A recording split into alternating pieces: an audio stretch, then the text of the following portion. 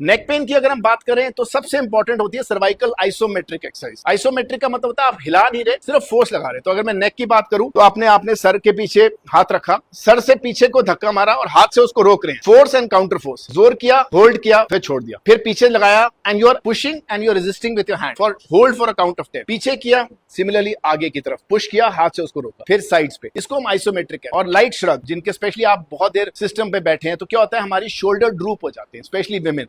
जब shoulder drupe हो जाते हैं तो ये नेक पेन शुरू हो जाती है और पेन आर्म में। सिमिलरली जैसे मैंने बताया लोअर बैक की जो नस है जब दबती है उसका पेन लेग में जाता है, जब गर्दन की नस दबती है तो उसका पेन आर्म में जाएगा, और या तो आर्म में जाएगा या फिर हाथों में नमनेस आएगी, टिंगलिंग आएगी, या फिर सर को ऊपर को जाएगा, और दूसरा चक्कर आते हैं। सो ये नेक पेन की नस दबी है तो ये सिम्टम्स होंगे। लेग पेन में अगर नस दबेगी तो पेन लेग में जाएगा, ठीक है, ये ब्रॉडली है। तो इसके लिए एक और एक्सरसाइज हम कहते हैं श्रग्स। लाइट वेट दोनों हाथों में पकड़िए और इसको ऊपर लेके जाइए, होल्ड करिए। अगेन डोंट लुक डाउन, कुछ भी करें नीचे नहीं देखना, बस ये याद रखना है। Start looking down with your eyes. कुछ भी आप ऑफिस का काम करते हैं, ये पोजीशन जो है जहां पे चिन आपकी नीचे आ रही है, इसको अवॉइड करिए और लाइट श्रग्स करिए। ये सर्वाइकल आइसोमेट्रिक करिए। अगर आप ये सेट ऑफ एक्सरसाइज 10 मिनट भी पूरे दिन में कर लें, आइडियली 10 मिनट 2 टाइम कर लें तो बहुत अच्छी बात है, आपकी काफी सारी बैक एक्स से बच सकते हैं। और अगर आपकी लेग में पेन जा रही है तो डेफिनेटली अपने डॉक्टर के पास जाइए। कुछ मसल रिलैक्सिंग के साथ हम एक दवाई देते हैं, प्रीगैबलिन। और अगर एमआरआई में बहुत बड़ी डिस्क है तभी हम सर्जरी कहते हैं, अदरवाइज हम वापस फिजियोथेरेपी के पास भेज देते हैं। एक और भी एक बड़ा अच्छा ट्रीटमेंट है, जैसे मैंने बोला 90% में हम ऑपरेट नहीं करते, 5% केस में हम सर्जरी करते हैं, 5% केस में हम एपिड्यूरल इंजेक्शन भी लगाते हैं। लोअर बैक में कई बार एक इंजेक्शन लगता है उन पेशेंट्स के लिए जो अभी सर्जरी के लिए रेडी नहीं है और जिनको आराम मेडिसिन और फिजियो से नहीं आ रहा, तो एक स्पाइन में इंजेक्शन भी एक अच्छा ट्रीटमेंट है।